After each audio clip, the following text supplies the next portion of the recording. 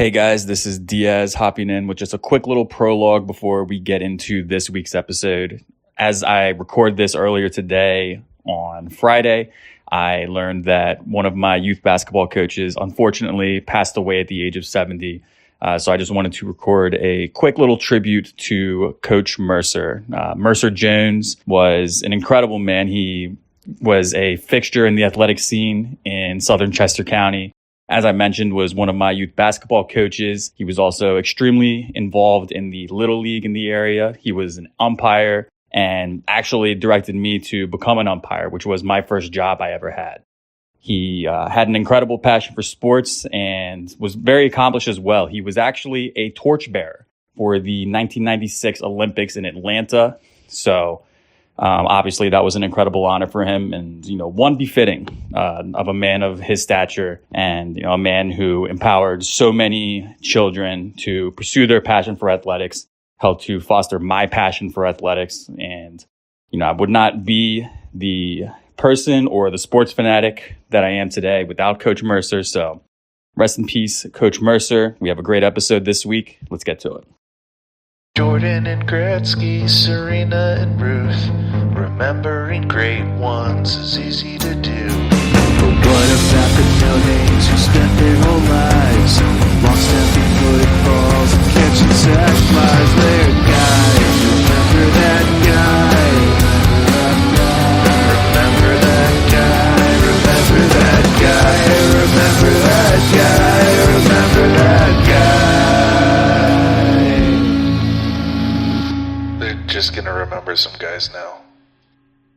Jairo Asensio, el líder en jugo salvado de todos los tiempos. Oh, duro el center. No, I can't believe it. Lo hizo otra vez. Óigame, señores, que remember that guy. The show where we mine our memories for nuggets of nostalgia about peripheral players, past and present. Hey there, folks. I'm James, one of your hosts, and I am joined by someone with lots of experience cheering for red and white jerseys in baseball championships. Es un clásico que siempre nos encantamos. Diaz back with you once again. We always love the red team. We love when they beat the blue team. And we have a very special guest. He is a fan of that blue team. Fuck you. But you are a special guest. So actually, welcome. Please introduce yourself. So much violence. That's not where I thought you were going to go with that. I was getting ready to say I'm Albert Pujols, the manager of that red team. You didn't let me get that out. But I can't remember who did Leones play against. Who am I a fan of at this point? Tigres del Licey. Yeah. Go Tigres. Going Fuck for the three-piece. Real quick, I just want to mention about the Lead-On Championship. First off, if you want to hear a very good breakdown of the incredibly exciting Game 6 of it and the series as a whole from someone who knows a lot more about this than we do, Baseball Barbie-Cast, one of my favorite baseball shows, did a great breakdown of that. In Game 6, the one preceding the one that I just referenced there had been a game-tying home run in the 9th to keep the Tigres' chance of a three-peat alive. They're going for a three-peat. Did eventually fail. Here's the thing, though. Even if they hadn't, there was an ongoing protest because Albert Pujols, manager of the Red and White Leones, had complained about the bat that was used for the home run afterwards, like George Brett style, and they had pulled it away. There is a history of some bats being corked in the Lead-On. We were talking about Dominican Summer League, by the way, for anyone who does not know the Lead-On. Winter Just League. completely lost to this. Winter League. All of this to say, they took the bat away. We have not heard the outcome of that investigation. It didn't matter because Leones went on to win Game 7 with Junior Caminero having the go-ahead home run there. Incredible. Do you know who the starting pitcher for that game was for our Red and White Leones? I don't know. The only other player I knew in the game was that Johan Rojas started for blue team. Xavier, do you happen to know the starter?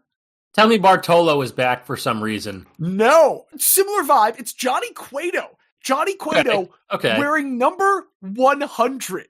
Okay, Which is only... I like that part. It's only slightly higher than the combined ages of him and the other Game 7 starter, Radames Lis, who together are 79 years old. Lead-On whips ass. There's one other baseball thing that is making memories for me right now. There was a video that was shown to me for a local, fantasy improv comedy band called Bard City: The Band, which is where you can find their YouTube account. And that is where you can find a video about one of them who runs a Dungeons and Dragons campaign with many members of the band, hiring the Baltimore Oriole to appear on it. In my current D&D campaign, two of my players are absolute huge Orioles fans. I found out you can just hire the Oriole bird. He's coming to D.C. tonight, and I've told nobody. Did you post it on Blue Sky? Because as our followers know, half of our posts are you just saying Baltimore Oriole. It's not Baltimore Oriole. It's me saying "Go Birds" for a picture of Baltimore Oriole. So here's real quick. I want to tell you guys what Blue Sky was like a little bit earlier, and people are still desperately trying to get their sports fix out of that. Before there were just enough accounts to sustain your feed naturally, you would subscribe to feeds that were just based around keywords. The Baltimore one, in particular, is triggered by the two words together, Baltimore Oriole, at any time. Here's the thing. The Baltimore Orioles, as a team, are the only team that, with the city and team name, are a literal species of animal. If anyone is saying Florida Panther out there, the Florida Panther is a disputed subspecies of mountain lion. That does not count. The Baltimore Oriole is the only species. And so anytime anyone in the world, I've never turned this feed off on Blue Sky, so I get every single picture that anyone ever tags with Baltimore Oriole directly sent to my Blue Sky feed. And yeah, the Baltimore followers love it, man. And I love that you can apparently hire the Baltimore Oriole to play a Dungeons & Dragons campaign with you. He played Let's as an hire the Baltimore Oriole for this podcast. You know he doesn't make noise other than whistles, right? I know. It'll only be for our benefit, and the listeners will just have to trust us that the Baltimore Oriole is in the background over your shoulder the entire time. If you guys ever want to get me a gift in the future, you could get me this. I would enjoy it. But in the meantime, what I would enjoy even more is what it is it's making memories for the two of you. Yeah, I mean, I was going to say Junior Caminero. Here's what I'll say instead, because we've done the whole I talk about the Eagles are going to beat the Chiefs in the Super Bowl thing. We did it 2 years ago. It didn't work. I'm not talking about it in this form. The only thing I'll say is Saquon Barkley is the MVP. I'm sorry, James. Saquon Barkley is the MVP. That's fine. Lamar Jackson does not give a shit about an MVP award, so that's fine. Totally valid. But what is making memories for me, and I posted about this in our Discord earlier in the week, but the English Women's Championship is absurd right now in terms of its balance. I've talked at length before about the Newcastle women and how rapidly they've ascended in the English table. Back-to-back promotions from the 4th division to the 3rd division, and then the 3rd up to the championship, which is the 2nd division. Now that they are in the championship, this is the first time where it is a fully professional division. Real teams spending real money with real pro. The only thing they do is play football players. And Newcastle are in 7th of 11 places, which doesn't sound like it's doing too well. However, with the game in hand, they are only 4 points behind the leaders, Birmingham women. The top 7 teams in English women's football right now. Birmingham have 23. Bristol City also on 23. London City Lionesses at 22. Durham women at 22. Charlton Athletic at 21. Sunderland 21. Newcastle 19. There are going to be about 8 games left for each of those teams. They're all going to play each other. And literally those 7, mathematically right now, it could be in any different order. It is an incredibly competitive league. It's fascinating to see. And, I mean, we've said it once, we've said it a million times. Watch women's sports. There is always at least one game of the week that is live and free on YouTube. It's often Newcastle because ratings talk. Newcastle fans tune in, they watch. But even if it's not Newcastle, it's going to be 2 of those 7 teams that are all very good and fighting for promotion into the Women's Super League, where Xavier's Arsenal play, among many other clubs. Man United, I think Chelsea's also up there. They're usually the traditional powers. But it's going to be probably the greatest title race in all of Europe, I would say, is going to be the Women's Championship to get that promotion into the Women's Super League. 8 games left. Tune in, watch, support women's sports. This is interesting because I also saw something about the Women's Championship I wanted to bring up. So for those who don't know, alcohol in view of the field is banned at soccer matches in the UK. So if you go to a game, you can only drink like on the concourse. Like you cannot drink in your seat. And I was so unaware of this when I went to Wimbledon. Like it was me, Jose, and Yona. We just got around and like the guard was so not ready for us to try to walk to our seats, that we got like past him before he was like, whoa, whoa, whoa, what are you doing? We're like, bringing beer to the seats. And he's like, yeah, that's not allowed. I was like, whoa, what? And like, I wasn't arguing with it. I was just like, this is mind blowing to me. I think you showed the right amount of complete ignorance and shock that he could legitimately buy. Oh, they don't know any better. Yeah, ever since the Sporting Events Control of Alcohol Act of 1985, which was about hooliganism, you cannot drink alcohol at your seat at a sporting event in the UK. But 4 teams in the championship, including Southampton and I believe Bristol, are trialing allowing people to drink at their seats. And apparently it's going really well. And the idea that they essentially, women's soccer fans aren't assholes like men's soccer fans, so they're not worried. They don't have to actually have the same worries about hooliganism if they allow them to drink at their seats. So there might still need to be like a carve out in the law if this were to proceed past the trial stage. But for right now, the second division of women's soccer in the UK at 4 stadiums is the only place that you could drink alcohol at your seat in the UK. And among them is Kingston Park, where the Newcastle women play. If you thought that the club that has by like double the most amount of pubs within 1 mile of the stadium, if you thought that this club wasn't going to jump on this opportunity, you're sorely mistaken. Well, and this becomes like a selling point if it goes well enough. Eventually, you're like, hey, this is the sport that you can drink at if you're chill. Big if. If is carrying a lot of weight there. I acknowledge that, but still. Just got to follow the DBAD clause. The one thing I'll say as far as the NBA right now is the Sixers are still done, but they should trade Paul George for Jimmy Butler. Just for the plot. It needs to happen. Just to make sure he doesn't go anywhere else. I mean, legitimately, everything's pointing to the Suns, and like the Sixers aren't going to trade for him. But what just an impressive standoff between the 2 most obstinate people in the NBA, Jimmy Butler and Pat Riley. Like, I think what's going to happen is Jimmy will be suspended for the rest of the season. They won't find a trade. And then Jimmy will opt into his player option and continue being an asshole next year. Oh, for sure. If he does not get traded, he's making himself their problem. Because I truly don't think it's about the money at all. It's just about... It's about sending a message. Exactly. But, yeah, like I said, not going to do the whole Eagles will beat the Chiefs in the Super Bowl thing. The episodes are there from 2 years ago. We can talk Eagles Chiefs next week. Let's not bring it up right now. Let's instead bring up what else Xavier has for us. Well, James, I'm surprised that you haven't talked about the fact that De'Aaron Fox is going to be a Spur within the week. Really? I like De'Aaron Fox. It's also not the kind of thing I'm going to talk about before it happens. But you will talk about it if it happens? Oh, for sure. Okay. Yeah, for sure. If we get that going. The only basketball thing I want to talk about is it's hysterical that Anthony Davis is like, oh yeah, I want Defensive Player of the Year. I know the narrative is that Wemby's going to get. Shut the fuck up, Anthony Davis. I know the narrative is that humans need water to sustain, but if you actually dive deeper. Well, the last thing I want to just briefly talk about, congrats to Madison Keys on winning her first major, winning the Aussie Open. Fantastic tournament, fantastic tiebreak, made me very happy. And fuck Michael Oliver. Miles Lewis Skelly has been vindicated and had the red card and 3-match ban overturned.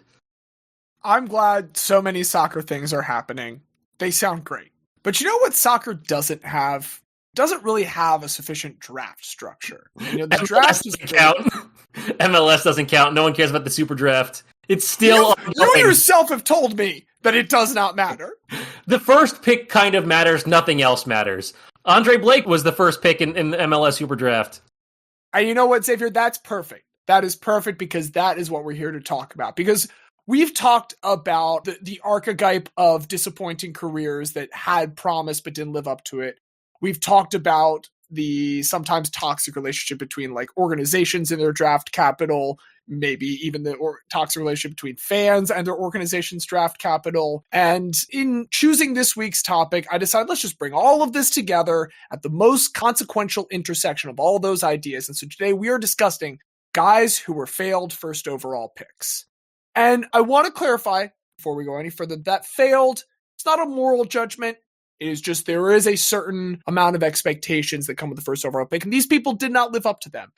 The first overall pick is a special thing.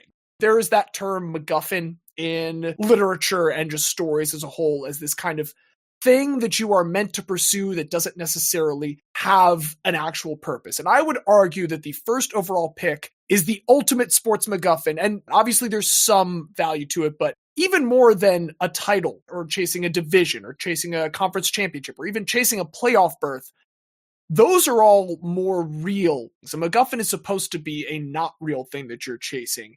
It's not going to get marked by merchandise. You're not going to wear a shirt really saying that we got the first overall pick. Maybe some Sixers fans at one point did, but larger point stands. Like, you get a shirt for making the playoffs in any sport. You don't get a t-shirt and hat for the first overall pick. It is just a pick. That is real. But the idea of the first overall pick is bigger than that selection. It's swagger inducing. It like opens up your imagination to this wide world of possibilities, and then fair or not, it carries a really heavy burden.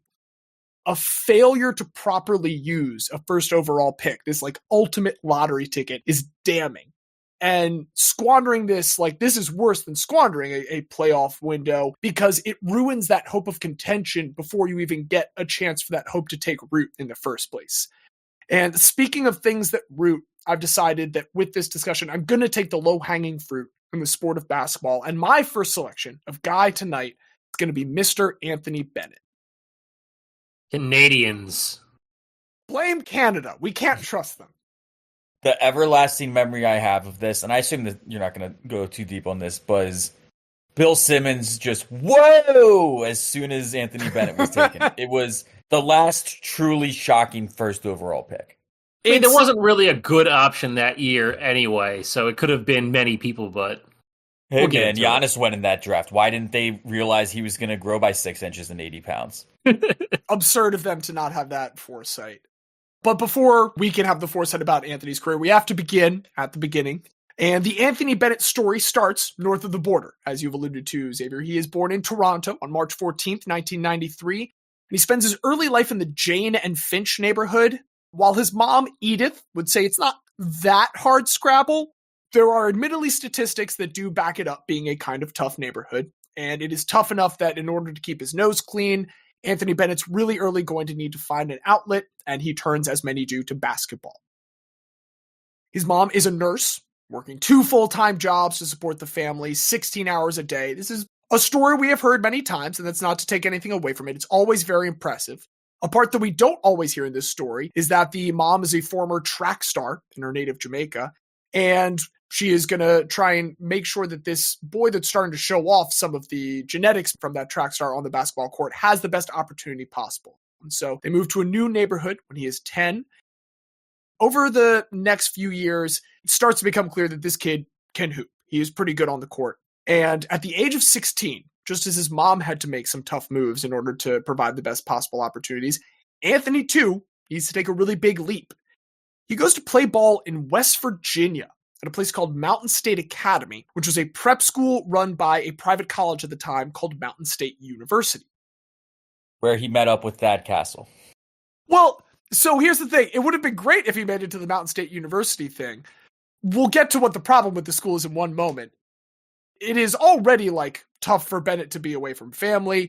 It's going to be worth it if this can get eyes on him for college. But what happens is the college is slowly going under because behind the scenes, the salary structure of the president, who up until this point was lauded for how he'd managed to like revolutionize and revitalize the school and get him on a national scene, they were slowly going bankrupt with the amount of money that he was siphoning away from them. Bennett actually only gets the 1 season there before they shut down the high school entirely ahead of eventually shutting down the larger college. So it doesn't get to make it to fraternity highlights I'm sure he would have enjoyed with one Thad Castle. But thankfully, there is another basketball prep school that really heavily scouts Canadian players, and they like him, they like what they've seen. So he makes another massive move to a place called Findlay Prep in Las Vegas, Nevada. There's a lot of guys who have gone here. This is a legit school. Tristan Thompson was a Canadian that had come just before him. And other than that, you got Corey Joseph. You got Christian Wood, Bol. You've also got this one guy from Cote d'Ivoire, Guy Edie. Probably pronounced Guy, but I wanted to drive home the fact that it is spelled G-U-Y. Bennett is there at the time that this is considered the number 2 program in the country. And indeed, he does get the kind of boost that he was expecting from this. Entering college, he is a consensus top 10 prospect. He's somewhere in that in his class. Some say 7, some say as low as 10. But he was really heavily recruited. He's getting attention from Florida, from Kentucky, from Washington, Oregon. But he really seems to like Vegas. And so he decides to take a little bit of a leap of faith with a program that has shown confidence in him already. And he attends UNLV to become one of the running Rebels, committing there in May. Promises Edith at the time he's going to graduate at some point. Even if he leaves early for the draft, he's going to come back eventually. And he actually gets to school early for summer courses. But there's a holdup with his NCAA eligibility that goes on well into the school year. So he can't take classes until that's settled, which means he's not considered a student yet when the team goes on a trip to play a tournament in his native Canada. Absolutely devastating. Can't even travel with them for this. Has to stay on campus and wait for his opportunity to take class. So that's brutal, but he does eventually get it sorted out. And when he takes the court for the 2012-2013 season, maybe he comes like a little short of the hype, but he has a good season. He plays in 35 games, 27.1 minutes a game, 16.1 points, 5.7 rebounds, and 1 assist to go with 1.9 stocks. He is like a little limited by unspecified shoulder issues, and that is a big part of the reason that his minutes are low as they go down the stretch. It's planned rest for him. Still go 23-8 in the regular season. They make the finals of the Mountain West Conference tournament, where they do lose to New Mexico, but that is still good enough for them to get a 5 seed in the NCAA tournament. This is the Khalif Wyatt year, and I specifically mentioned the Khalif Wyatt year because Temple wins a game this season, and UNLV does not. They do lose to 12 seed Cal in the first round. Pretty brutal end. I know what Anthony Bennett said about getting a degree, but now with the season over, Bennett's considering the opportunity to support his family. So through tears at a press conference, he announces he is going to declare for the draft. And so far, I haven't exactly described like the best pedigree. Maybe I've described a lottery pick pedigree, but this is not just any old draft. This is the 2013 NBA draft where dreams go to die. I want to play a game with the two of you all. I want to see how many of the 2013 draft green room invitees we can name. There are, appropriately enough, 13 of them. How many do you think we can get, guys? Oladipo and Zeller. Yep, Oladipo and Zeller, teammates from Indiana. Because they should have lost to Temple. I mean, I'm assuming Anthony Bennett. Anthony Bennett, yes, that's 3 so far. I think everyone who was picked before Giannis. MCW. This wasn't Hansborough the year, right? MCW from Syracuse. There's the one I was looking for from Diaz, Michael Carter-Williams. And I'm sorry, Xavier? It wasn't Hansborough this year, right? Hansborough is not one of these, no. Let me know whenever you're ready for me to take over. We got to get Diaz, at there's least at one least more one Diaz. more I would like for you to get. I mean, I knew he had the knee injury, Nerlens. Nerlens Noel from the University of Kentucky. There we go. All right, on that, we had Steven Adams of Pitt, Trey Burke from Michigan, Contavious Caldwell-Pope from the University of Georgia, Alex Len from Maryland, CJ McCollum from Lehigh, Ben McLemore from Kansas, and Otto Porter from Georgetown. Sorry, one more, actually a non-college player, Sergei Karasayev from Russia. Those are the 13, not exactly a super illustrious baker's dozen of draft prospects.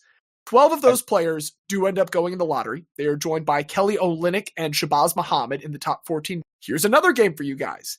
How many total All-Star appearances were there in the draft lottery this year? And Oladipo had 1, right? That's it? Oladipo has Pretty 2. sure. Oh, it's 2. Oh, Nerlens never made it. McCollum, I don't think ever made it either. The 2 that he has are the only 2 that anyone in this draft lottery got. And it should be pointed out, he did not make those All-Star games until he was on his 3rd team. In fact, only 3 people in the entire draft have ever reached the All-Star game. 27th overall pick, Rudy Gobert, did do it.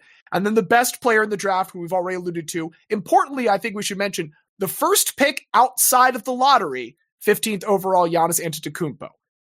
This is a bad draft. And this is very important context because I don't think a single one of those 14 lottery picks that I listed wouldn't have been a little disappointing. and number 1 overall. There is no winning here amongst the people that are considered the consensus top of the class prospects. So I think it is worth trying to understand what the appeal of Anthony Bennett is here. There's the measurables. He is 6'8". He's 240 pounds. He projects as a slightly undersized 4. Maybe he's going to move down to the 3. But the scouting reports are going to harp on the 7'1" wingspan, great rebounding, his athleticism at that size, his dunks. Bennett absolutely crashes the rim. People are so into his just thunderous dunking throughout all of high school and college. Like, he was so proud of his dunks that up until partially through college, he had a written list of all of the quote-unquote victims of his dunks until it just got too long to keep track of anymore. This is the image that people can see in someone like Anthony Bennett and the thing that they can project. That is the ideal ceiling that you're looking at. And everyone's talking about this upside. Everyone's talking about his ceiling. And they're talking about how his numbers don't do him justice. He was making do with like the poor talent around him at UNLV. There's a lot of projecting here. And to be fair, some scouting reports, like one from Bleacher Report, do make a point to mention his slow feet on defense, his, quote, tendency to shy away from contact, and an injury history that he has over his last 3 seasons at this point, his junior and senior years of high school and freshman at UNLV. All throughout that time, he had been dinged up, gotten hurt. And this is, the most dangerous kind of prospect as I see it. It is one with beautiful tape, but not a lot of it. So you can see whatever it is you want to see. And when it comes to a first overall pick, the players that are available and the players that can be seen and can be projected, that is half of the equation. But the other thing that matters for context is the team that's doing that seeing, the team that has the first overall pick. And in 2013, it was the 5th time ever that the Cleveland Cavaliers held the top spot. This was at the time tied for 2nd with Houston and Sacramento. Washington is the top spot with 6 total. And to this point, Cleveland had a pretty good record with the first overall pick. In 1971, they took Austin Carr, who's going to go on to be known as Mr. Cavalier, and makes an all-star game. Next up was Brad Daugherty, who was a 5-time all-star and the all-time franchise scorer when he retired. And then in 2003, it was LeBron James, who was LeBron James. His amazing track record continued after LeBron left even. Some potential conspiracy work from David Stern to get them yet another first overall pick in 2011, and it's spent on Rookie of the Year and future 8-time All-Star Kyrie Irving. Kyrie had improved the team, but they were still 3rd worst in the league in that 2012-2013 season, giving them 15% odds that do pay off when they now get their 5th first overall pick for this 2013 NBA draft. You see stuff like that, and you just got to say, it's rigged. The NBA felt so bad for Cleveland. They were like, oh, God, we got to give them so many picks to be able to survive. Well, and I think to this point that can be understood and justified because, again, they don't think Cleveland's going to waste this pick. They can at least look and be like, hey, this is a franchise, hit the conspiracy music that we have now. If this actually did happen, then we know at the very least Cleveland's not going to squander this opportunity. The best part about this for them is like Kyrie is already here and he is established as a star on this team. So they can afford to take a risky high ceiling prospect because they're not going to have to shoulder the load at first. And so this is how in David Stern's last ever draft, he finds himself announcing that with the first overall pick, the Cleveland Cavaliers are selecting one Anthony Bennett, University of Nevada, Las Vegas. Bennett earns one distinction for this. This makes him the highest ever drafted Canadian, and that is about the last distinction that he ever gets in North America. His rookie year, he plays in 52 games and starts none of them, averaging only 12.8 minutes, 4.2 points, 3 rebounds, and not even one combined new statistic that I'm making up, the stock, which is assists plus steals plus blocks. He has 0.9 of those this rookie year. Does not get single digits in any of them. So TM, a stock. When he finally scores double digits, it is in his 33rd game. That is 3 times as long as any other first overall pick had ever taken in terms of number of games to score in double digits. And it's not like the numbers under the hood are any better. 64% free throw shooting, 42.5 true shooting, 6.9 PER, nice, but still god-awful. You find any number you want, and it's bad. And what's more is like, if you are looking away from the sheets and you're just watching the game, he just looks slow. The Cavs are better. They are not good enough for the playoffs at 33-49, but they are still in the lottery with 1.7% odds. And for the third time in 4 years, the ping pong balls bounced their way. They once again received the first overall pick. This is now their record-tying 6th. And wouldn't you know it, there is yet another massive Canadian prospect available there with the first overall pick, Mr. Andrew Wiggins, there for the taking. And maybe if Bennett and Wiggins and Kyrie had some time to gel, maybe something could have been made of this trio of top selections. You know, Bennett had surgery in the offseason to deal with his asthma and his sleep apnea. Maybe this improvement in his respiratory health could have really meant something for these 3 number 1 overall picks together. But those are not the number 1 overall picks that Cleveland wanted to pair with Kyrie Irving. That offseason, in a seismic move, LeBron James returns from his sojourn to South Beach to the shores of Lake Erie. And to hasten the reconstruction of the roster around him, they decide to bring in Kevin Love from Minnesota for the price of Andrew Wiggins, Anthony Bennett, and some draft capital. I would argue, I'm going to talk again for a little bit more after this, but this is effectively the end for Bennett. Even after one season, the all-time bust talk had already started, and no team was ever going to have as much of a reason as Cleveland to try and make it work. And so that is why the following decade or so makes me love Anthony Bennett. Technically, his 2014-2015 with Minnesota is better. He is worth a whole 0.3 win shares, which is a large portion of his now career negative 0.1 that he gathered between his first 2 seasons. But there's still just no place for him. He tries to catch on with his home team, Toronto. No dice there. He tries to catch on with the Nets. No dice there. For a little bit, he plays in the EuroLeague, 10 games with a Turkish club that wins their first ever EuroLeague championship. And he is just an end-of-the-bench piece who, after those 10 games, spends no more time there. And so he comes back to the G League. And he starts off with the North Arizona Suns before being traded for career G Leaguer and international player Wesley Saunders, an Ivy League guy who literally never played an NBA game. So he's with the Maine Red Claws now for a little bit, until he's traded for James McAdoo, who, yes, is a 2-time champ with the Golden State Warriors, but also had only played 111 career games in the NBA, which is fewer than even Anthony Bennett. And so now he's with the Agua Caliente Clippers, and he continues to just not be able to break through. So he goes to our old friends, the Cangrejos de Santurce, in Puerto Rico, and he is once again cut for a different career journeyman, this time Dante Cunningham. He decides, all right, I'll apply my trade in Israel, where after just averaging 6.3 points per game in 8 matches, he is waived. And this leads him to become the highest ever drafted player to appear in Taiwan and Korea. But for both of those stints, he bows out due to personal reasons. And you might be asking yourself, why did you preface all of this by saying it makes you love Anthony Bennett? I love that in this brief snapshot I've offered of several years in a row, where essentially he achieves nothing other than making the court over and over and over again. Basketball is telling him over and over again, I do not love you. And he keeps saying back, but I love you. Even going back to high school, his junior year, the high school stopped existing and he didn't turn away from basketball at that point. Basketball says there is no place for you here, and he keeps trying to find one. Everyone can dream about being a number 1 overall pick, but you have no control over it. It is a thing that is chosen for you. It is a title and a distinction and a burden that is placed on you by someone else, and it irrevocably changes the trajectory of your career, regardless of whether that is in a positive or a negative sense. The 2013 draft was bad. Like I said, I don't think there's any selection in that lottery where if it would have been the first, people would have been happy about it.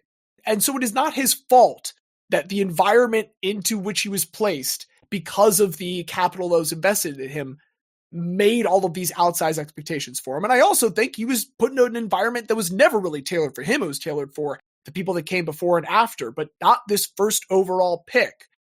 This was all out of his control. And as for what is in his control, his story is not over yet. He has this effort that he shows over and over again to stay on the court. And it has led him to, after a 16-month absence, join recently a Taiwanese team, the Formosa Dreamers. And it has continued to carry him all the way through this most recent signing on Christmas Eve of 2024. About 10 years after leaving Cleveland initially, it has brought him here. Again, this story is not over. I believe Anthony Bennett will give us more. Maybe that'll mean that Anthony Bennett can't be inducted today, and that's okay. Because I have found a new appreciation for Anthony Bennett, and I will continue to enjoy watching this tale of dreams deferred and possibilities unrealized. All of it centered around this just saga of a dude becoming a guy. Yeah, there's definitely, you cannot deny that he certainly loves basketball, because just based on that rookie contract, like, if he was smart and, like, you know, nobody knows his finances, but, like, presumably he doesn't need the money. He could stop playing. And yet he continues going out there to get his 10 minutes a night in whatever random league will have him. I'm looking right now. He's been in Taiwan for 3 years at this point. And I'll be honest, there are worse places that I would stay if I was a professional athlete and could make a good living playing a sport in not America. I wonder how much he speaks there at this point. I mean, Taiwan they speak a lot of English there, so he's probably fine. It's not like Japan or Korea, where their primary language is Japanese and Korean. I would assume he's picked up the pleasantries, like hello, thank you, goodbye. I think he has all that by this point. Do you think he still needs to be coached in English, I guess is the question. Oh, definitely. 100%. Well, we will leave our suspicions about his language abilities aside. We will continue, though, to speak the international language of Guy with our first overall pick. Yeah, so I think with Anthony Bennett, he's more of a case of there just not being that clear standout person that had elite talent to, I guess, earn the traditional idea of a number one pick. In football, there usually is going to be somebody at the top that really stands out. And particularly in the modern NFL, in scouting circles, the thing you'll hear all the time for prospects coming out is arm talent. Do they have the arm talent to hit the 30-yard deep out or to make the deep post look easy? And sometimes you take a chance on a guy who has the arm talent and not much else, and you see how it goes. Sometimes it works out. You can look at a guy like Josh Allen. Sometimes it doesn't work out. You can look at a guy like Josh Rosen. The fact that gets overlooked a lot is that to go with the arm talent, you need some brain talent. And when it comes to my guy, he was once said to have $1 million arm and a 10-cent brain. So let's talk about the number one pick with two first names, Jeff George. Jeff George. Okay, I was wondering which J it was going to be because I feel like it's really in football down to two J's at the top. Right, yeah. You could say Jamarcus Russell, who also just had a fucking god arm. You really, up until the last minute, because of the way people talk about Jamarcus Russell's intelligence, had me guessing which one it was going to be. No. I mean, I haven't done enough research into Jamarcus Russell to be able to speak to that, but we'll get into the renderings and the ideas of Jeff George. But to start off, Jeffrey Scott George was born December 8th, 1967 in Indianapolis. He was a three-sport star in high school, excelling at all three sports between playing football, basketball, and baseball. He attributes a lot of his athleticism to, developing hand-eye coordination in baseball, developing his quickness in basketball. These things contributed to the abilities he was able to display on the football field. And make no mistake, football is where he excelled the most. With teammate Jason Whitlock, yes, that Jason Whitlock, protecting him on the offensive line, he went back-to-back state championships, back-to-back undefeated seasons as the starting quarterback, as both a junior and a senior.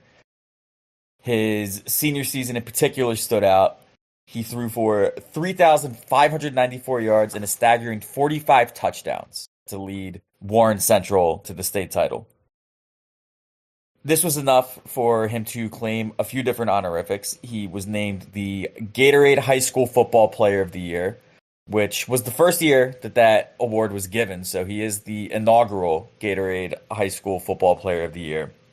Not only that, he was named as the Dial Scholar Athlete of the Year. Yes, the soap company used to give out an award to the most outstanding athlete in all of high school, and Jeff George received that award for his senior year of high school. I mean, the branding makes sense. Like, you're going to be sweaty and gross? Here, use Dial soap. Before I hit the books, I want to make sure the books are nice and clean and sanitary, and that's why I wash my hands with Dial soap. There were a few noteworthy people who also received that award. Hall of Guy nominee Todd Marinovich, naturally among the recipients. We've also got Jacques Vaughn, I believe the Magic head coach right now. He coaches somewhere. Used to coach the Nets. Tiger Woods received it, and on the women's side, you had Cheryl Miller, you had Lisa Leslie, Michelle Kwan. So some distinguished athletes to receive that award, and Jeff George among them. People who really know how to dial it up. Yeah, that one was bad. I hated it as I said it. So when it comes to Jeff George, one of the things that helps him have really incredible arm strength, and if you've never seen Jeff George highlights, they're very worth watching. The ball, it comes out of his hand differently than it comes out of different quarterbacks' hands. With very minimal effort, it's flying out on lasers. The thing that really helps him with this is he has some pretty big hands. And the way he grips a football is, as opposed to having your pointer finger more towards the laces, he puts his pointer finger directly on the end of the ball. And what that allows him to do is, with his wrist flick, he's not only getting the propulsion of the wrist, having the finger behind the ball helps to create more leverage where it's not just the throwing motion. He can also kind of push it a little bit at the same time. And that contributes to his incredible arm. I'm picturing how the professional arm wrestlers will have one grossly oversized thing, and he's just got one finger that's just doing bicep curls and is fucking jacked. It's very unique. Like, if you next time you have a football, try to throw a football, gripping it with your pointer finger on the end of it. You're not going to be able to throw it, but Jeff George is able to pull it off.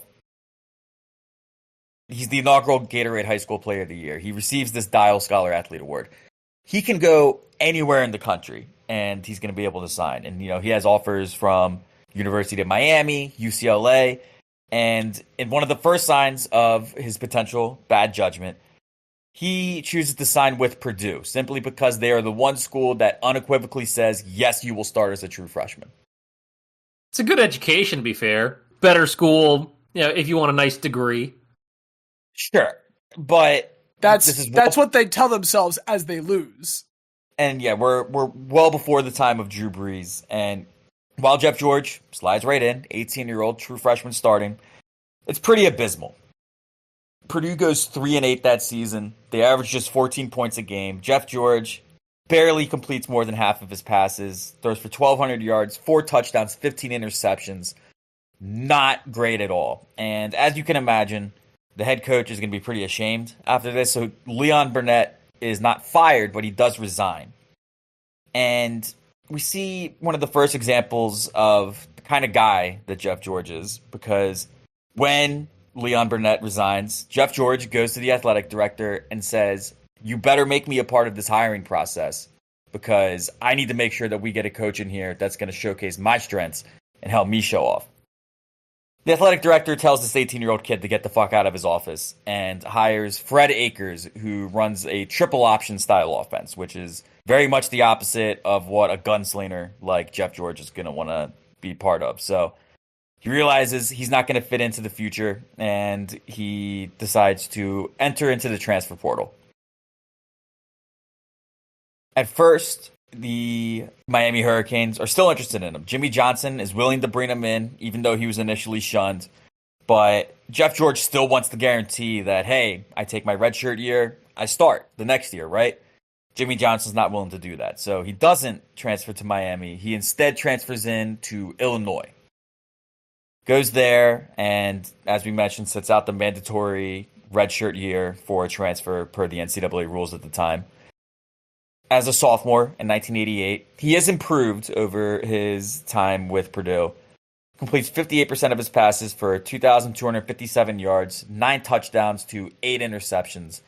Illinois goes 6-4-1 in the regular season. Among those, a revenge game of sorts when Purdue came to town. They win that one 20-0.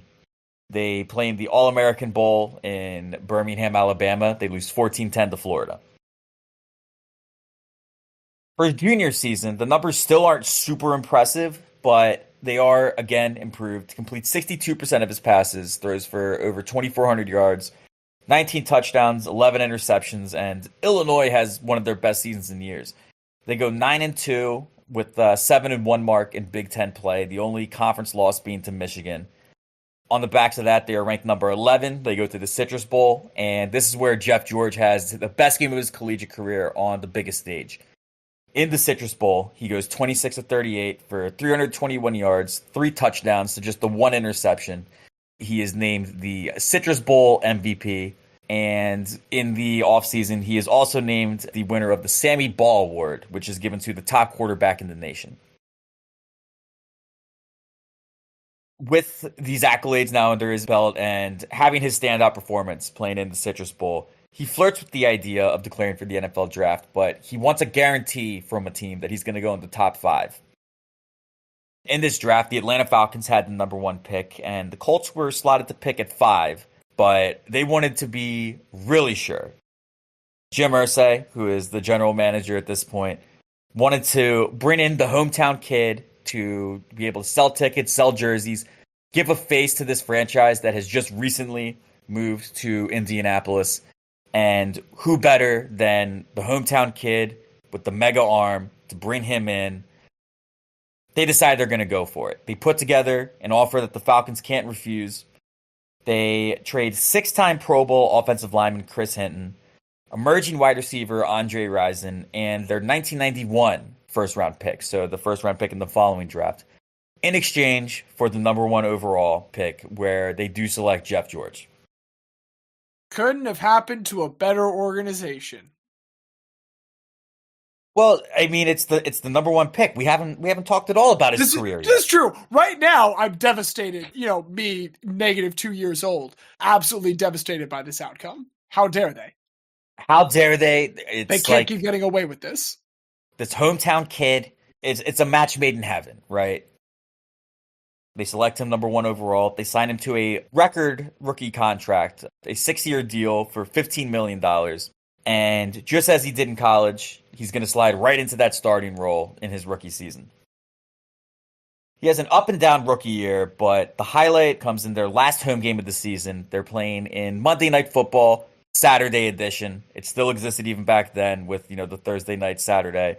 None of it means anything, but on a Monday Night Football game that was played on a Saturday, they are going against Washington. And Washington, one of the signature teams of the late 80s, early 90s. They're a couple years removed from a Super Bowl, fighting for a playoff spot.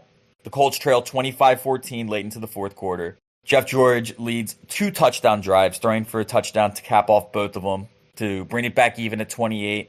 And Mark Rippon throws a pick 6 in the final minutes of the game, which give the Colts the winning margin in the 35-28 win. And Jeff George finishes his rookie season with pretty good numbers. Very promising for a rookie. Throws for just over 2,000 yards, 16 touchdowns to 13 interceptions, so he's cleaning up that part of his game a little bit. Things are looking amazing. Coming off of a season like that, of course, there's going to be a big leap forward in year 2. Jeff George throws for nearly 3,000 yards. His touchdown interception ratio, not quite as good, 10-12. And the Colts sucked. They were terrible. They go 1-15 as Jeff George starts all 16 games. They get the first overall pick. This is for the 92 draft, so it's not the one that they gave up. It didn't backfire that horrifically. I find it so hysterical when a team led by a first overall pick manages to get another first overall pick. And sometimes it's a David Robinson situation in which they got horribly injured, but most of the time it's like, man, you really fucked up on that. Let's give you a mulligan. Yeah, it's not looking great for Jeff George prospects. And I just need to mention the man that they took with that first overall pick was also a number 1 overall pick bust. Steve Emtman, I had never heard of him in my life until I looked this up. But He was the number 1 pick. He was a defensive end out of Washington for the 92 draft. The only noteworthy thing about him is that just as Sean Bradley was to Space Jam, that is Steve Emtman to Little Giants. There were 5 pro football people to make cameos in Little Giants: Emmitt Smith, Tim Brown, Bruce Smith, John Madden, and Steve Emtman. One of those things very clearly not like the other. But that brief aside about Steve Emtman. Now going into 1992, there's a lot of question marks around Jeff George, and this is very much a make or break season for him. He only starts 10 games this year, partially due to injury, partially due to other factors. And the Colts were a Pythagorean record enjoyer's worst nightmare in this season. They went 9-7 for the season, 6-4 in Jeff George's starts, but they were outscored by 302 to 216 for the season. So roughly that would probably equate to, you would expect like a 5-11, 6-10 team. I'm not going to do the actual math. We all know how I feel about math and stats on this, but 5-11, 6-10, that's what it feels like it should be for a team like that. They also ran for 1,102 yards, which is the lowest amount of any team in the 90s. And Jeff George, for just his stats, not terrible.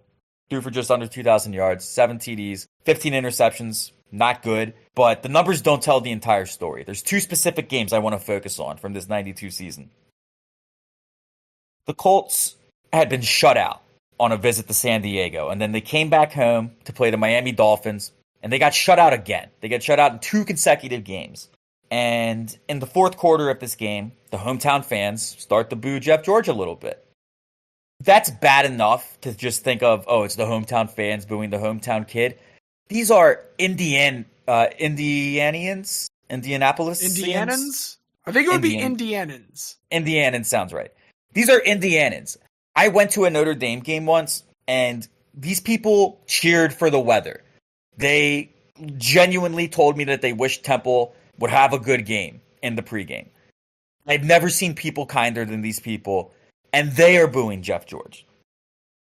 In the locker room afterwards, the reporters asked Jeff George, why do you think that he was booed? And he gives this quote: "Why do I get booed? Here's the honest answer. Because I'm good and I'm good looking. That's number 1.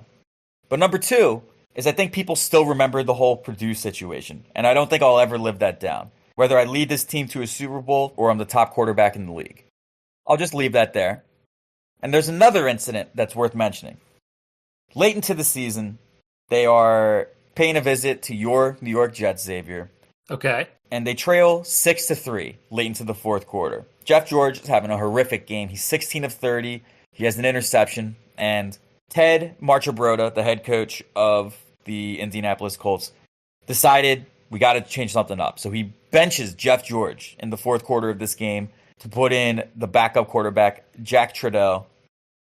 George throws his helmet on the sideline, has a massive argument, and while he's yelling on the sideline, Jack Trudell leads the Colts down the field. They score a go-ahead touchdown, and they beat the Jets 10-6. They asked Jeff George after this game, what do you think about being benched? You know, are you happy for Jack that the team won? And the only thing he said was, Ted made that decision, and he's going to have to live with the consequences. Coming back home for what is now the final home game of the season, he enters to vociferous boos from the home fans, and his response was to raise his arms and pump up the crowd to boo him even louder. While they go on to win that game, in the season finale in a visit to the Bengals, they go down 17-0. Jeff George is benched again. Jack Trudeau comes in and leads the Colts to a 21-17 win over the Bengals. What we see developing across these 3 seasons is an alarming trend. Yes, Jeff George has all the arm talent in the world, perhaps the strongest arm that the NFL has ever seen. But he has the worst decision-making that we've ever seen at the pro level as well. His timing is off. He just throws it right to defenders as if they're not even there. And look, that kind of thing can work out if you have the whole lovable idiot thing going on. Like, Jameis Winston has a big, strong arm and throws a lot of interceptions. And everybody loves him because he's not a dick. When he had a 30-30 season, like, the world was ecstatic about it. Everybody was happy for him. Maybe Tampa fans weren't that happy. But the one Tampa fan that I knew was still having a pretty good time because, like, what the fuck else are they going to cheer for? Eat that dub. And Jeff George has none of that lovability about him. You might think after such an up and down season, being booed by your own hometown fans where you grew up, you think this might lead to a come to Jesus moment for Jeff George. And you'd be very wrong because he announced with 3 years left on his contract that he would not report to training camp until he was traded. His agent, Lee Steinberg, pleaded with them, hey, this is career suicide. Jim Irsay tried to convince him that it wasn't a good look for him. And eventually, he does return and he does go to training camp. But the damage is very much done in the eyes of public perception. He does report, he does start 11 games in 1993. The team goes 2-9 in those 11 starts. And in the offseason, they do finally find a trade for him. They send him to the Atlanta Falcons, who traded out of that first pick to send him to Indianapolis at the start. And they send the first and a second, and the second round pick eventually became Marvin Harrison. Not too bad. I love that that's the first non-first round pick that we've discussed so far, and also the first one that has gone well at all. Right. The only good player was in the second round, which, I mean, speaks to your point that you said at the top of this. Like, it is very much a MacGuffin. It is a thing that could, in theory, mean something, but in and of itself means nothing. But Jeff George has this fresh start in Atlanta, and in his first season there, he actually does pretty well. He has the organization fully behind him, completes 62% of his passes, goes for 3,734 yards, which is like bonkers for early 90s. 23 touchdowns to 18 interceptions. Comes back again for the 95 season and has maybe his best year as a full-time starter. Starts all 16 again, throws for a career-high 4,143 yards, 24 touchdowns to 11 interceptions, and the Falcons at 9-7 go to the playoffs. Hey, you know what? As a Jets fan, I would take that. I would trade for that. That's some vintage Mark Sanchez shit, man. Just a playoff berth. That's all you need. I mean, as we'll get into, Jeff George, he might still be available, Xavier. So, but they go into Green Bay for the wild card round. They go against Brett Favre, and in this battle of two gunslingers, Jeff George falls 37-20. They did lead at halftime, but only put up 6 points in the second half. Brett Favre took over. But it seems like Jeff George finally has a home. And, you can start wondering, maybe if he went to Atlanta at the start, is that where he was always meant to be? Could he have had this career to go forward? And, by this point, are we talking about potentially the Super Bowl champion, Jeff George? But we don't need to think about these hypotheticals. It's where he is now. It's working out now. And Jeff George loses the first two starts of the 1996 season and gets benched halfway through the third game of the season, going against the Philadelphia Eagles. After he's benched, as we've already learned, Jeff George doesn't take to getting benched well, and he gets in a massive argument on the sidelines with June Jones, the head coach of the Atlanta Falcons. And future Rainbow Warriors head coach. And future Rainbow Warriors head coach. Everybody loves June Jones. If you got in an argument with June Jones, you're wrong. Like, I don't need to know any facts about it. If you got in an argument with June Jones, you were wrong. In line with that, June Jones isn't going to take this kind of disrespect. He suspends Jeff George indefinitely after this game. And a month later, the Falcons released him. Think about that. Imagine in a modern world with modern media, a team trades a first and a second round pick for a quarterback. He has a great first season by his standards. In the second season, he leads the team to the playoffs for the first time in 5-6 years. Throws for over 4,000 yards, which, like, in the modern context, throw for over 5,000 yards. And then 3 games later into the next season, he gets suspended indefinitely, and they just cut him. They don't even trade him. They cut him. No, I mean, I would say I can't believe it, but I am a Jets fan, and we did trade for Aaron Rodgers, and that might be the exact thing that happens with us after paying him $50 million a season. So, yeah, but imagine you made the playoffs this year. I can't even imagine it. It's so far out of the purview of what could ever happen for me. But I mean, I think we've well established at this point. Jeff George is an asshole, just reprehensible. So what organization do you think is going to take a chance on Jeff George? I mean, it's not the Jets, so I'm going to say the Raiders.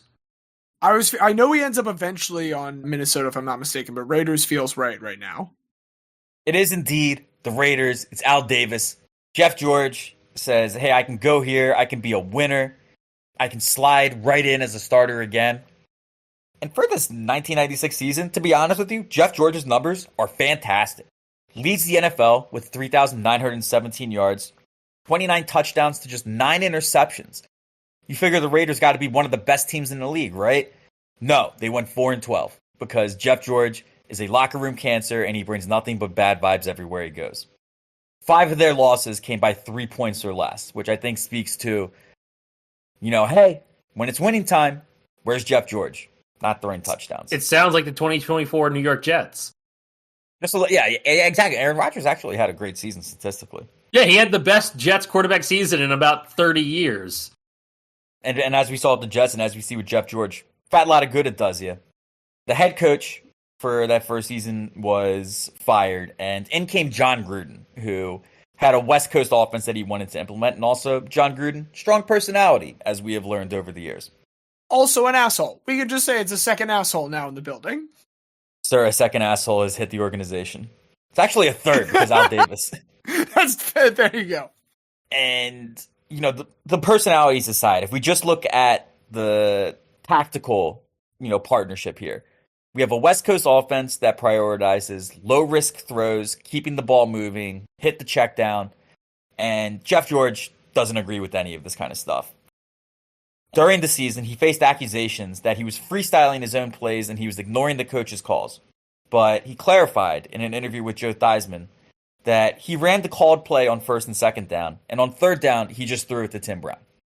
There's worse guys to just throw it to. Yeah, I was going to say Tim Brown, I would also just throw it to Tim Brown, so. And, in that season, partially due to a groin injury, partially due to this personality clash, he only starts 7 games, and he gets released in the offseason. And now after the Raiders decided that he was too toxic and they can't put up with him, which other franchise do you think is going to sign him? What other dumb, horrifically run franchise would possibly take a chance on him? The Dallas Cowboys? Not the Dallas Cowboys. Ah, damn. The Washington football team. Eventually, yes, but not yet. Now's where we're at your Minnesota Vikings, James. Oh, okay. I see. I'm not trying to talk shit on the Minnesota Vikings. They're coming off of their 15-1 season led by Randall Cunningham, Randy Moss, Chris Carter. They just need a solid backup to Randall Cunningham. And amazingly, Jeff George agrees. He is willing to be a team player. He recognizes that Randall Cunningham is the clear, unquestioned starter. Randall Cunningham struggles a lot in the first 6 games of this season, and it very quickly falls apart for him. So in comes Jeff George to try to save the season. This is probably the standout performance of his career. He, in 10 starts, throws for over 2,800 yards, 23 touchdowns, 12 interceptions. They go 8-2 in his 10 starts, and they make the playoffs. They get the Dallas Cowboys in the wild card round. They beat them 27-10. And in the next round, they get the St. Louis Rams, the greatest show on turf, Kurt Warner. We covered how this game went, how that team ended up, at least, in the very first season. We know the fate of Dr. Kevin Dyson. Therefore, since we know the fate of Dr. Kevin Dyson, we do know that the St. Louis Rams won this game 49-37, a true shootout. Jeff George went down slinging. I respect it. Right, and coming off of that, he wants to go back to Minnesota. He wants to, come back. Hey, I think I finally have the system. Now that I'm throwing to Randy Moss and Chris Carter, everything's working out. But the Vikings were ready to move on to Dante Culpepper. They had just taken him 11th overall in the previous draft. They think he's ready to start now, going into his second season. So he instead goes into free agency, where now he's going to sign with Washington. He signs a 4-year, $12 million deal to be the backup to Brad Johnson. Makes 7 spot starts across the next 2 seasons. Throws for just under 1,600 yards, 7 touchdowns, 9 interceptions. Washington doesn't make the playoffs. Very non-noteworthy seasons. And then for the next 5 seasons, he's just bouncing around in various third-string roles. 2002, he's the third string for the Seahawks. Doesn't sign with anybody for 2003. In 2004, he's the third string for the Bears. Doesn't sign anywhere in 2005. In 2006, he signs with the Raiders in preseason to compete with Marcus Tuiasosopo to be the third string on the recommendation of Randy Moss, who said Jeff George threw the best ball of any quarterback that he ever played with. But rather than having Jeff George in, they want to have somebody that's not going to draw headlines. So they stick with Tuiasosopo. They decide to cut Jeff George. In 2008, he went on NFL radio on Sirius XM, and he appealed for another shot. And again, to be clear, he is now 7 years removed from the last time that he threw a pass in an NFL game. Quote, I find it hard to believe there isn't a place in the game for me. My arm feels like I'm 25. I'm not asking to be a starter. I just want a spot on a team. I still hold out hope that I can play in this league. I'm working out 3 to 4 times a week, staying ready. Some people might laugh about it. I've been hearing the excuse, you're too old. But I look at guys now playing near 40, and if you can throw it like I can throw it, why wouldn't you take a look at me? I wonder why, Jeff. I really wonder why. Some Uncle Rico language out there. The arm, I can throw it. That's all that matters. Chicks dig the long ball, right? And you would think 7 years removed, he would finally realize it's time to be done. And you'd be wrong. In 2009, he organized a workout of professional scouts to demonstrate that he still had talent. And the whispers thereafter were enough that the columnist for Fox Sports and former teammate Jason Whitlock penned a column appealing for somebody, please, anybody, give Jeff George another shot. He deserves it. I read this column. I'm not going to send it anywhere. I'm not going to say anything other than, if you think that Jason Whitlock only recently became a reprehensible asshole, you're very wrong. There's a lot of disgusting things in this article. At any rate, you would think 2009, that's going to be the last whisper that we're ever going to hear. No. In 2010, Jeff George goes on Minnesota sports radio amongst discussion whether or not Brett Favre is going to retire, and he appeals directly to the sports radio listener. Hey, if Brett retires, I'm still ready. You remember how good it was? It was a whole 10 years ago, but man, was it good. Come on. Jeff George is ready to be signed. And obviously, he never gets that call. He never officially filed for retirement. In theory, Jeff George is still out there to this day, working out his arm and just waiting on a team to give him a call. Does Aaron Rodgers need a backup next season? We He's already just got a asking good to be a backup. backup, man. George is just out here asking to be a Taylor. backup. We got Tyrod Taylor. No, Tyrod should start somewhere. Tyrod's too good. Justice for Tyrod Taylor. Tyrod deserves it. I can't get over the fact that he was sabotaged by his own fucking medical staff before the one game when he was about to enter a season as an unquestioned starter. It's like, oh no, sorry, we punctured your lung. He had a couple years in Buffalo where I'd say he enters the unquestioned starter. But yeah, like to have a chance outside of Buffalo, which was still cursed at that time. Now, Right. Truly, justice for Tyrod Taylor. But I'm sorry, I digress. No. I mean, I don't have anything much more to say about Jeff George because, like, there's a lot of different reasons number one picks can bust, right? Like, sometimes they never really had the talent and some scouts saw something that wasn't there. Maybe that's kind of what we see with Anthony Bennett. Sometimes it's due to injury and they never realize their full potential. Sometimes we get glimpses, but we never get the full load. And, sometimes there's circumstances that just never allow for the talent to emerge. And sometimes the guy is just a fucking asshole. And when we look at Jeff George, we see a guy that when he was 18 years old, thought that he had any right to be part of the hiring process for his college coach and refused to play anywhere that he would have to actually fight and earn a starting job. He gets drafted to his hometown team, Indiana, Midwest, again, the kindest people of all time. Their hometown kid, one of their own, they booed violently and vociferously because he was that much of an asshole. And he said, you only hate me because I'm good looking. And by the way, he wasn't good looking. He had a mullet and a mustache. He was fucking ugly. Like when you said that, I real quick pulled up a picture on my phone. I was like, I don't know, maybe he aged poorly. Nope. At no point was he particularly good looking. It was a different time. It's not that different. Just look at Kenny Powers.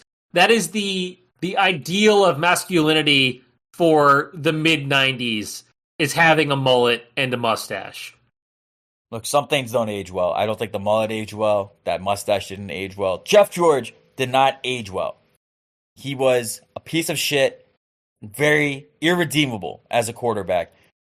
We did get those slight glimpses. We got the season in Minnesota. We had the year where he led the league in passing. But at every single moment of adversity, when character shines through, Jeff George showed that guy is a complete fucking asshole. But while he is an asshole, I do also submit he is still a guy. Just not one that I like at all.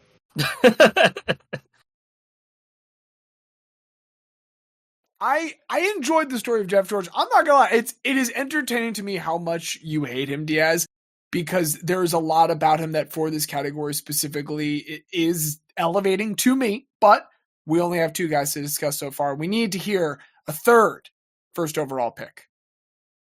Yeah, so, after the 1993 NHL draft, the number one overall pick said, quote, "I'm glad I got drafted first because no one remembers number 2. The second overall pick that year was Chris Pronger, a Hockey Hall of Famer, 6-time All-Star, Hart Trophy, Norris Trophy winner, and 2-time Olympic gold medal. And the man who uttered that infamous line is one of the greatest busts in NHL history, and my guy today, Alexandre Daigle." I don't even recognize that name. So yeah, dog, you have already missed the plot, my dude. So Daigle was born in Laval, Quebec, and like many young Quebecois, he took to the ice at a young age and was very, very good. Despite suffering a broken wrist halfway through his AAA season, he put up 50 goals and 60 assists in 42 games. And that is enough to make him the number one overall pick in the QMJHL draft in 1991 by Victoriaville. Despite playing on a terrible team, Daigle is a star at the major junior level. His speed from the center position is unmatched. He just cuts straight through defenders. They can't even touch him. And in 2 seasons, he plays in 119 games at the major junior level and puts up 247 points. With this, he is easily projected to be the number one overall pick in the 1993 draft. He was expected to be such a boon for any franchise that the nascent Ottawa Senators got in trouble for tanking before tanking became normalized. We have talked about the early 90s Senators before, talking about Jason Spezza, and in what was known as the Daigle Cup, the Ottawa Citizen was tracking the losses for the Senators against the losses for the second worst team in the league, the San Jose Sharks. And so every single day in the news, they had a picture of Daigle's face on a trophy, the Daigle Cup, with whether or not the Sens lost and whether or not the Sharks lost. Philadelphia should have been braver and done this during the process. The Inquirer could have made bank doing that. Right.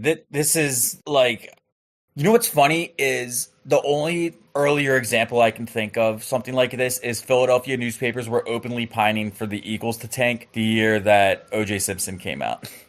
And that's back context to the Snowballs and Santa Claus story, because we were so pissed that we were winning on the last game of the season, and then out came 110-pound skinny drunk Santa Claus. But anyway, I digress. Just Santa to say, Claus who brought you the gift of not being associated with O.J. Simpson. All that to say, yeah, I mean, Philadelphia, we have always loved winless for Wiggins, bad for O.J. Simpson. But the Daigle Cup, I love it.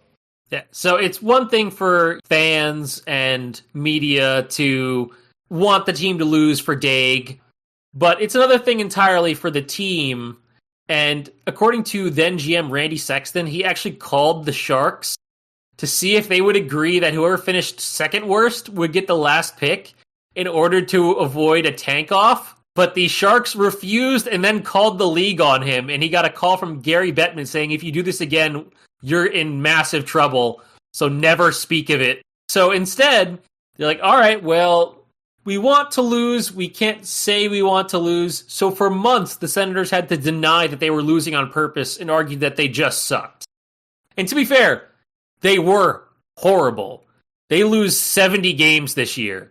And again, this is only their second year as a franchise. Their first 4 years as an NHL team, they have the worst record every single season. They get the first pick. They have the same amount of points as the Sharks, but they have 2 more losses or 1 more loss. I can't remember if it was. I think it's 1 more loss. The Sharks had more ties. And in local reporting after the season, the owner of the Senators had apparently guaranteed roster spots to 4 players on the condition that they play poorly enough to lose games. So, like, actually throwing games.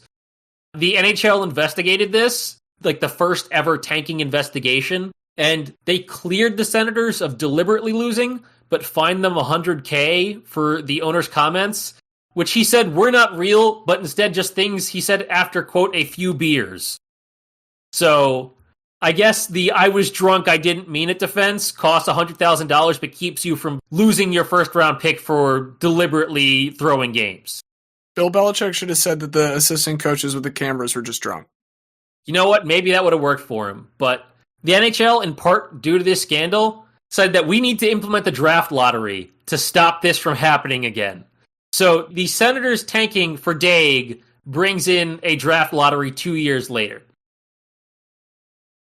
In the lead-up to the draft, the Nordiques really wanted Daigle because they wanted to have a local star. They just had the whole Eric Lindros incident 2 years earlier where he's like, I'm not going to fucking play for you.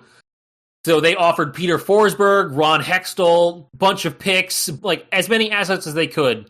The Senators said, nah, we need to get Daigle. We play in Ottawa. We're a new franchise. We suck. We have a dual French and English speaking fan base. We need this Quebecois kid to be on our team. And they had no worries about him pulling a Lindros to go elsewhere. So not only did they draft Alexandre Daigle, number 1 overall, they also gave him a 5-year, $12.25 million contract, the largest for a rookie ever. This also leads to the introduction of standardized rookie contracts right after this, because the NHL and many players are pissed that this 18-year-old rookie is making more than most veterans are. So, thanks to Alexandre Daigle, we have a draft lottery and rookie scale contracts, the entry-level, 2-year contract for rookies. In 2001, an article in the Toronto Sun stated, quote, "You can make a good argument that by bringing about a collective bargaining agreement whose main feature was a rookie salary cap, Alexandre Daigle cost generations of rookies millions and millions of dollars." Hey, okay, the point that is being made there is valid. That is the kind of shit that, like, billionaires try to say to keep us divided. Like, no, the reason that we lost that money is because rich people wanted to keep the money instead. Just so we're maintaining some class consciousness here. I know, but I just want to give you a kind of a read of the temperature, a read of the room. Yeah, this is the thing. Daigle is almost being set up to fail here in the fact that kind of everyone already hates him before he gets in because they're not happy about what the Senators did in the previous season, and they're not happy about what he's getting paid. And it doesn't get better for Daigle during, his first offseason because his English is still limited at this point. He can speak it. It's not his first language. He's not great at it. And the Senators wanted to spend that first couple months after his draft, one, teaching him better English, and also giving him media training. Because one of the things that's going to happen with Daigle is because he becomes fluent in both English and French, he ends up having to do interviews twice as many times as all of his other teammates because he has to speak to both the English media in Ottawa and then also speak to the French media afterwards. So double interviews every single day. Before that can happen, he goes to the F1 race in Montreal with his dad because they always went. And they're talking about the race and about the winner of the race. And this is where he utters his infamous "nobody remembers number 2" line. He said he was trying to reference the fact that we always remember who won the recent F1 race. They talk about who won the last year, but they never talk about who came in second the last year. And his English just wasn't good enough that it came out bad. Which I've seen interviews of Alexandre Daigle at that time. There's a good chance that is what he meant, but that's not how it gets reported, and that's not how it's going to go down in history. He also goes and does a photo shoot with a hockey trading card company. And in a situation that would never be allowed to happen nowadays, he goes there by himself There's no parent with him, no agent, no team representative, and they say they want him to start trying on outfits. So they take a picture of Alexandre Daigle dressed like a nurse, and they post that in their magazines and all over the place.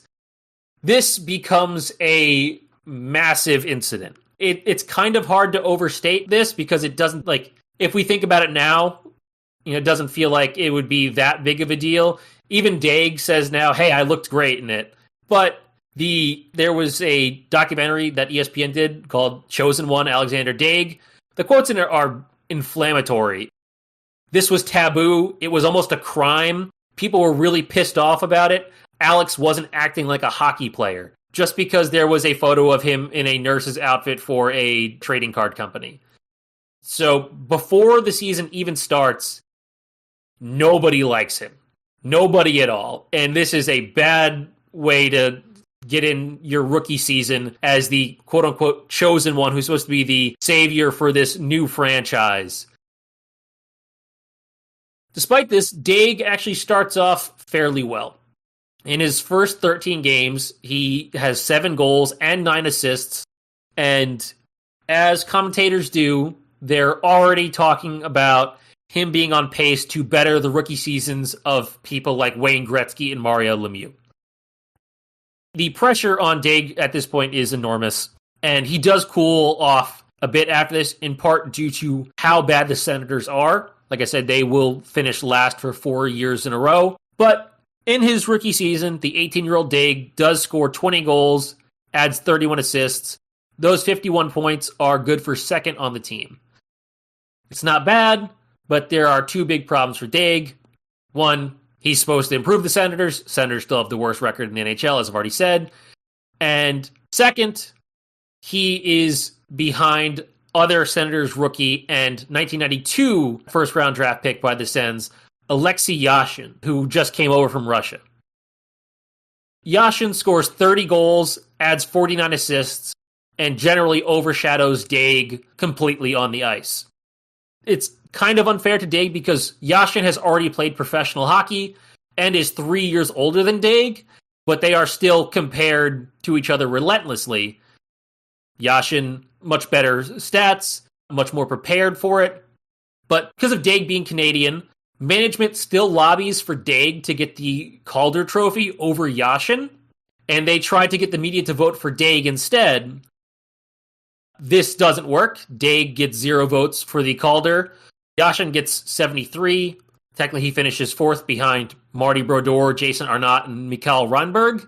But this is already a really bad sign of things to come because he's getting pitted against Yashin by his own management. Because they like Yashin, but they want Daigle to be the star. Going into Daigle's second season, he's hoping to, improve, show that, he really can kick on and be a star. And then the lockout happens. And the entire first half of the season is wiped out. And he misses out on a key development period. When they finally come back for the second half of the season, he does put up 37 points in 47 games, which is pretty good. It's an improvement. And once again, this is second on the Senators, behind Yashin. And once again, the Senators have the worst record in the NHL. The team is still hopeful over Daigle, and their desire to have him succeed finally backfires in that Yashin feels extremely disrespected. At this point, Yashin has a 5-year contract for $4 million compared to Daigle's 5-year, $12.25 million contract.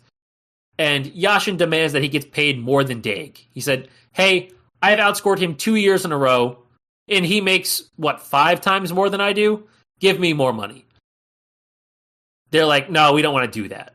And this leads to a holdout by Yashin, which lasts half of the 95-96 season. So now we are into the third season of Daigle. The first season, he and Yashin play well together. He gets overshadowed by Yashin. Management pits them against each other. Second season, we get lockout costing half the season. Third season, the only other good player on the team holds out because of being pitted against each other. And so Daigle is by himself on a horrible Sens team, and they are even worse than before. And despite having finished last in the previous season, there is no help coming because that was the year they spent the number 1 overall pick on our old friend Brian Berard, who they decided couldn't help them and then traded to the Islanders. So at this point, Daigle takes a massive step backwards. He only puts up 17 points in 50 games because there's no one else on the team who can score. So every opposition is just, let's just beat the shit out of Daigle, and then the Sens can't beat us. So they do. It eventually takes a toll on Daigle, and his effort levels drop because he's just getting the shit kicked out of him with no help. And eventually, Coach Rick Bowness demotes him to the 4th line before Bowness himself gets fired.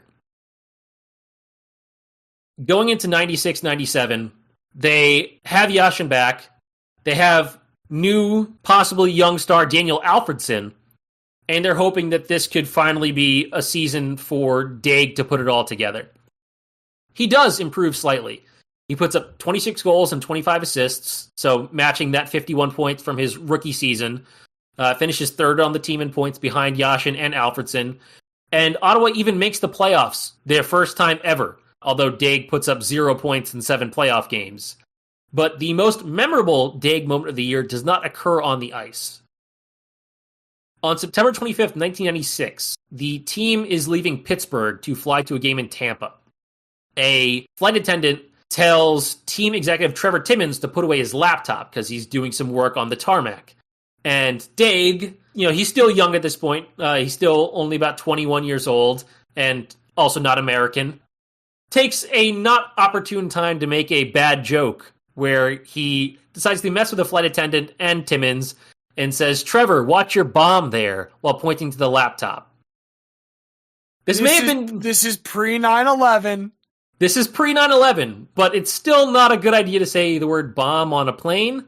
No. And it's even worse when President Bill Clinton is currently on the tarmac with Air Force One because he had just had a campaign event in Pittsburgh. Yes, that is pretty bad.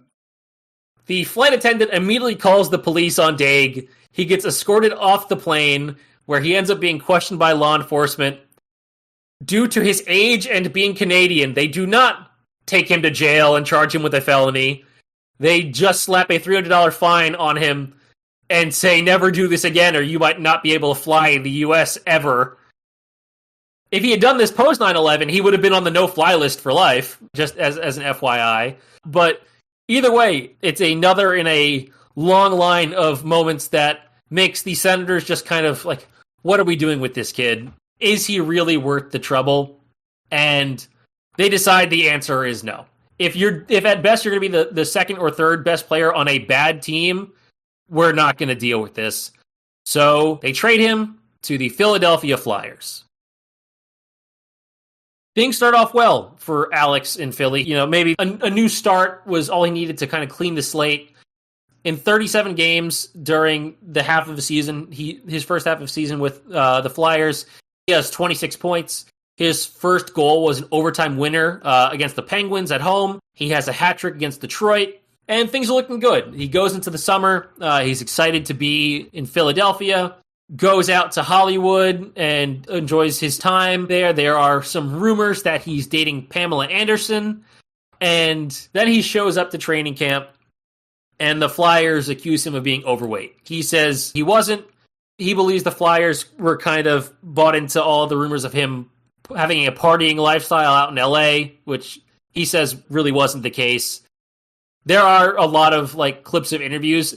Unlike Jeff George, who thought he was handsome but not handsome, there are tons of interviews of reporters saying, "You're a handsome guy with all this money. Surely you love to go party and everything, right? And you don't really care about hockey." He's always kind of pushing it away, but essentially before he even started playing hockey, he almost got the reputation of a party boy that never really went away.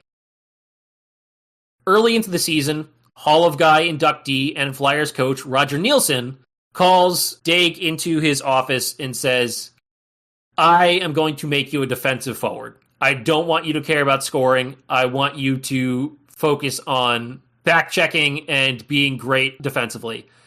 And Daigle says, "I scored 25 goals a season ago. I can score 30 if you put your faith in me to just be a forward. And they just don't see eye to eye on this. After 31 games that season and only putting up 5 points in this reduced defensive role, the Flyers decide it's not going to work out with Daigle, and they trade him to the Lightning. This also only lasts a couple months before they release him. Eventually, he signs with the Rangers. Spoiler alert, that didn't work too.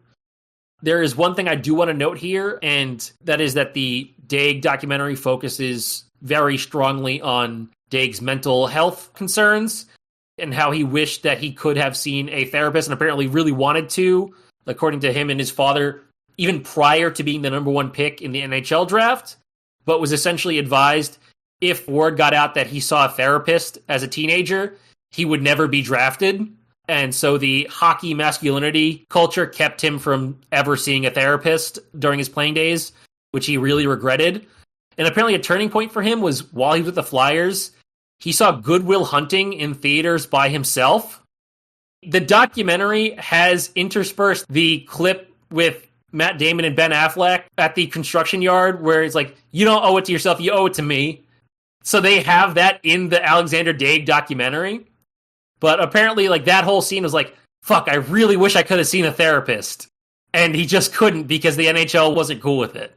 Which is fucked up. Maybe in another time, Daigle could have had, a different career if he was able to see someone and talk to someone about his feelings. But that's not the reality we live in.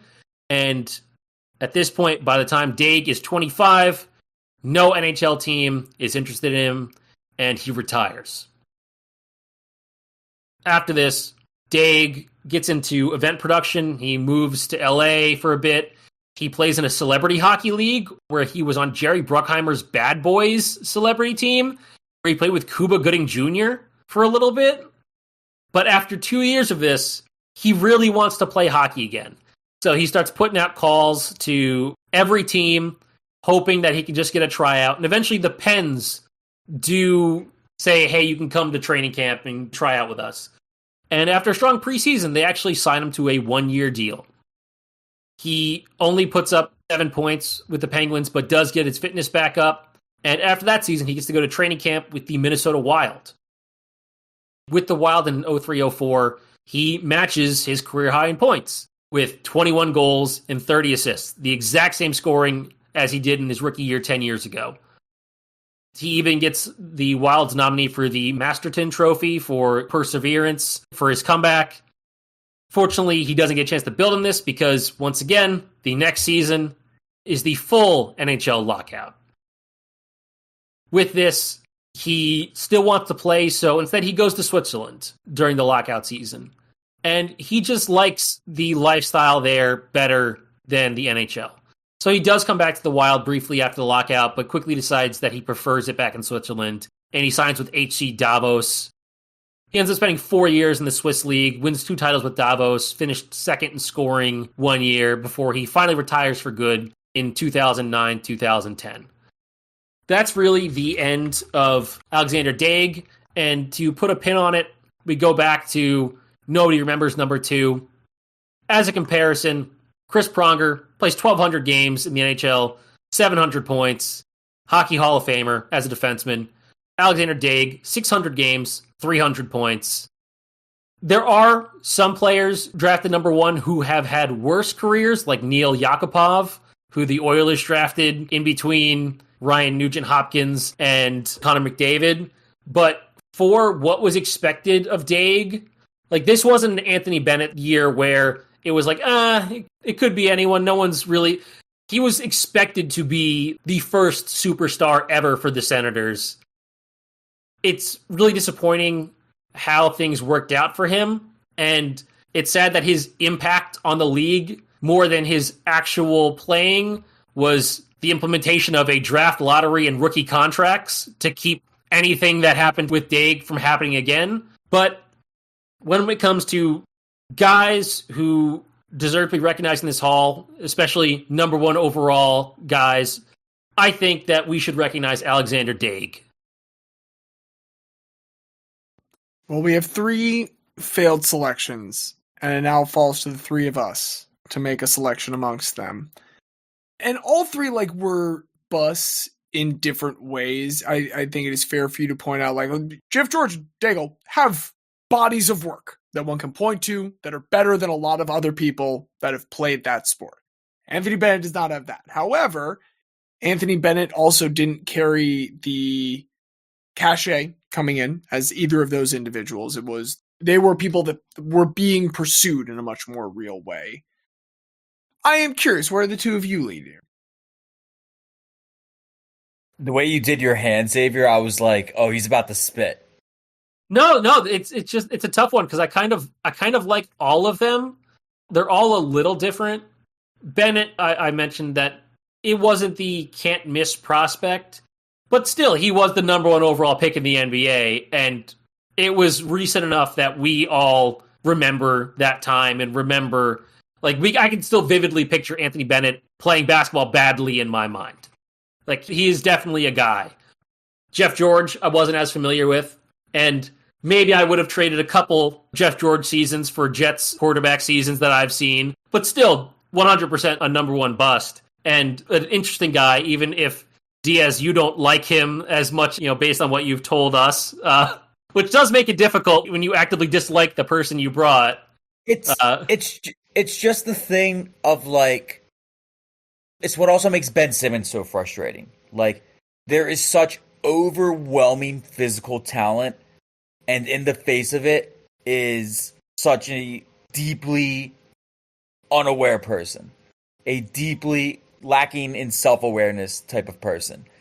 If Jeff George, when he got booed in Indianapolis, like, if that could have been a come to Jesus moment where he turns it around, but, like, the only person that has nice things to say about him is Jason Whitlock. Like, yeah, that's bad. A piece of shit you must be. That the only person that likes you is Jason Whitlock. Yeah, that's bad.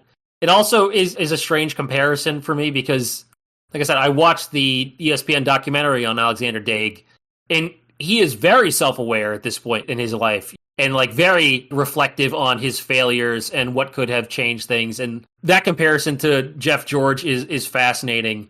And I wish we knew more about Anthony Bennett's feelings on his life, but he also is still playing, so I guess it makes sense why he wouldn't have that type of retrospective yet. Well, and I would say that his effort to just continuously keep trying to catch on somewhere shows us, like, I mean, we don't know what he feels about his life, but we know he hasn't given up on the sport of basketball. It has not beaten him down yet. He has refused to accept that basketball does not love him. And again, that is why I love Anthony Bennett. But I think I really like Jeff George, honestly. So two notes on Dick. One, Xavier, I think you're very right to point out that he was set up for failure. And there is a way in which, if we're looking at these guys, like, all of them being the first overall pick is somewhat out of their hand. Yes, two of them talk about it a lot, or at least talk about being top 10 in Jeff George's case.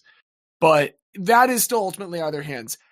So much more is also out of Daigle's hands in terms of how he is set up for failure. Like, he is put in a position where I don't think any production would have not been considered a bust. It's almost like the opposite of someone coming out of the 2013 draft where one of them was going to be a bust no matter what. Like, they made him out to be a proto Connor McDavid. Like, this is going to be the savior of everything.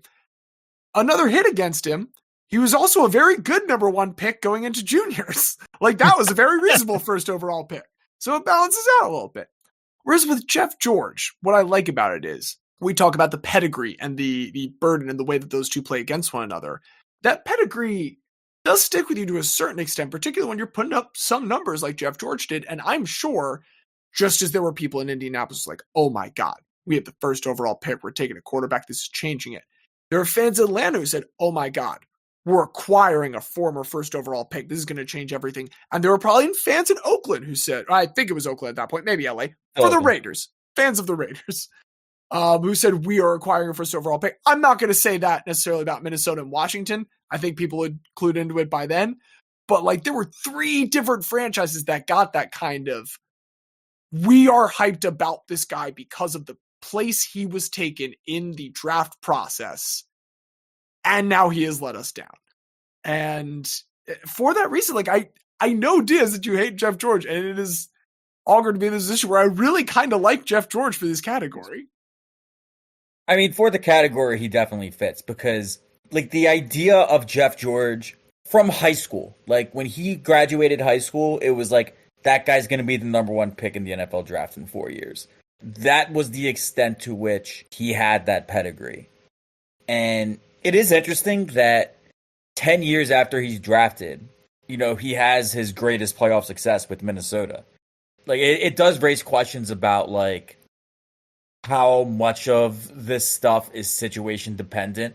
Yeah. Like, let's say Marvin Harrison came around 5 years earlier and Jeff George had him to throw to and, you know, grow up with. Maybe Jeff George goes down as the most beloved player in Indianapolis history. Peyton Manning, like, you know, I don't know, Titans, No, Chargers Chargers. take him over Ryan Leaf, maybe. Yeah, goes to the Chargers. There's a lot of, like, you know, butterfly effects with Jeff George at play as well. But yeah, it's just the fact that you get shut out in back-to-back weeks, and then it's like, yeah, they hate me because of my beautiful mullet. They hate me because I'm beautiful.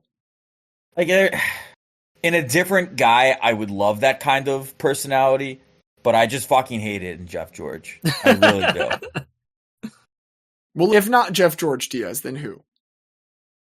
I mean, I think I would probably lean towards Daigle because I honestly, I remembered him being a Flyer. I had no idea about the first round pick pedigree. So that was good to learn about his pedigree from that perspective. And just also the fact that there was a daily update as to the tank, like fans eagerly wanting to lose to secure his rights.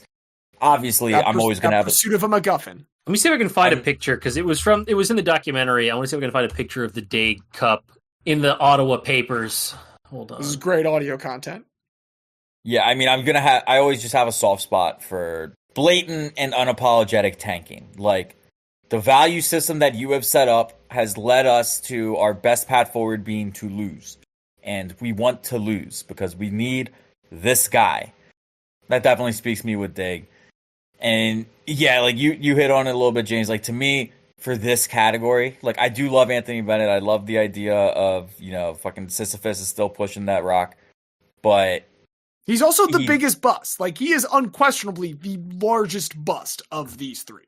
Well, I guess it matters how you define bust, because in terms of output, sure, he has by far the least output. But the expectations is also part of that. Like, we're talking generational arm talent with Jeff George. We're talking a generational hockey prospect with Daigle. And we're talking a guy that had some pretty good measurables in a very down draft class. That's the kind of where I draw the distinction. For sure. And like I said, I think I'm casting my vote for Jeff George, but let the chips fall where they may. Yeah, I think I would say Daigle, and then it just comes down to Xavier. You can get your guy straight in. It's your vote to get your guy straight in. Or you can go with fucking Jeff George. It feels as if Jeff George is James's guy. With it. It makes it so much harder to, like, I think I have to go with Daigle because I like Daigle and Diaz doesn't like George. That's totally fine. I was won over by Jeff George. I am but one of the three people here. We respect democracy on this show. We do. I mean, yeah. Like I said, Xavier, if it's your guy, I'm happy to deny Jeff George election into our hall. I'm very happy to do so. But don't let my personal feelings sway you. It's up to you. Let's go with Daigle. All right. Well, I hope the Daigle Cup, if we can get our hands on that, I think that would be a great exhibition to have in our memorabilia wing. But while we may not be able to secure the Daigle Cup, there is one thing that is definitely certain, and that is that Alexandre Daigle came in with great expectations, did not meet them, did have a nice cameo in Philadelphia. I love that. And had that resurgence in Minnesota as well. There's something about Minnesota with our number one overall bust this week. Minnesota, maybe that's where they had to go from the beginning. Also, Anthony Bennett. Wow. Anthony Bennett didn't figure it out there. I'm putting this all together as we go, folks. This is a fascinating trio of failed athletes that eventually found their way to Minnesota. And of those three, there is only one that can rise to the mountaintop and he has so done so. He is the number one in the program, number one in our hearts, and number one for this week in election into the Hall of Guy. Welcome, Alexandre Daigle. Bienvenue, Monsieur Daigle. I feel like we should be appropriate for any of the French Canadian listeners that tuned in for this specifically. Welcome to the Hall, and welcome all of you to the end of the episode now as we wrap up here. If you wouldn't mind, you can join us in giving some thanks to producer Craig and all the coders behind him. You can join us in thanking musical director Don Ham for that lovely music. And then we three will thank you all for joining us once again for another episode. If you want to check anything out in the meantime before next episode, you can find everything at bit.ly/remember that guy, all one word, all lowercase. I have one last thing that I would like to share from a writer of a newsletter called The Refrain, A.R. Moxon, that I follow. Highly recommend it. I'll tag that in the episode description, but just a quick quote from him. Fascists simply cannot celebrate the joys and the beauty of our diverse human experience because they abhor it and seek to destroy it. For this reason alone, it would be good to celebrate it, and for this reason alone, celebrating it will be rightfully considered aggressive. The more you celebrate all that is good in humanity, the more people opposed to all that is good in humanity will show themselves for what they are, so let your celebration take as many forms as you can. I have enjoyed celebrating some guys this week with all of you. Anything else for you guys before we enjoy saying goodbye here? Nothing from me. I hope the Paul brothers concuss each other very heavily if they actually do that fight. That would be a good time. It would. We will have to wait and see. As we wait, I will just continue to be one of your hosts, James. I've been the very special guest, Xavier. And I've been Diaz. And my favorite Indianapolis Colts wide receiver of all time, Pierre Geisa.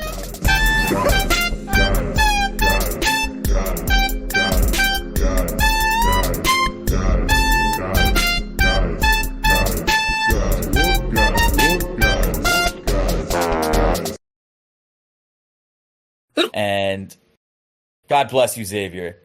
Damn it! I went to click. It was like just like the. I went to do it. It just did not press. You caught yourself really well. It was right on the edge.